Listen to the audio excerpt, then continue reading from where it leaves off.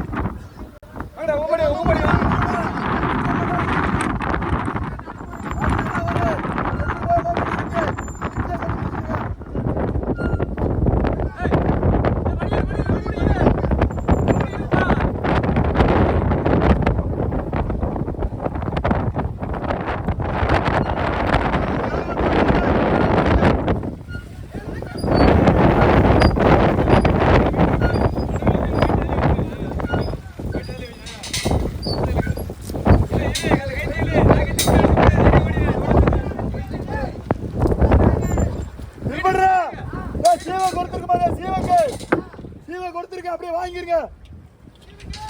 சீமைக்கு வாங்கி வந்துட்டு கொடுத்துருப்பேன்.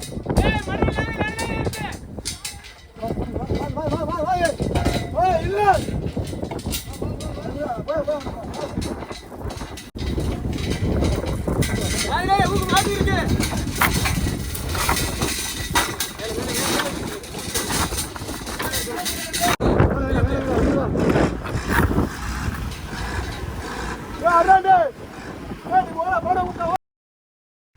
மக்களை எத்தனை பேர் இந்த வீடியோவை ஃபுல்லாக பார்த்தீங்க அப்படின்னு தெரியல. கண்டிப்பாக வந்து ஃபுல்லாக பார்த்துருந்தீங்க அப்படின்னா கடல் மேலே மீனவர்கள் மீன் பிடிச்சிட்டு வர்றது மட்டும் தான் கரைக்கு வந்ததுக்கப்புறம் தெரியும். ஆனால் கடல் மேலே எந்த மாதிரியான சம்பவங்கள் நடக்கும், மீனவர்களுக்கு எந்த மாதிரி கஷ்டங்கள் இருக்கும் அப்படிங்கிறது கண்டிப்பாக இந்த வீடியோ மூலயமா உங்களுக்கு உணர்த்திருக்கும்னு நினைக்கிறேன்.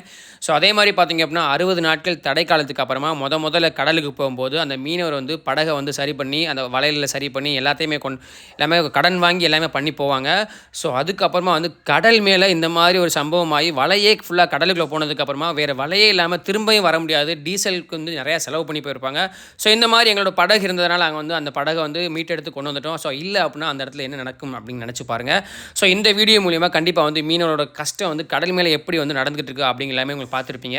ஸோ கண்டிப்பாக நீங்கள் பார்த்த மாதிரி உங்களோட ஃப்ரெண்ட்ஸ் ஃபேமிலி யாராவது பார்க்கணும்னு ஆசைப்பட்டீங்கன்னா கண்டிப்பாக இந்த வீடியோ ஷேர் பண்ணி கடல் மேலே மீனவர்கள் எந்தளவுக்கு கஷ்டப்படுறாங்க அப்படிங்க தெரியப்படுத்துங்க. நம்மளோட சேனலை சப்ஸ்கிரைப் பண்ணால் மறக்காமல் சப்ஸ்கிரைப் பண்ணி ஃபாலோ பண்ணிங்க. கரெக்டாக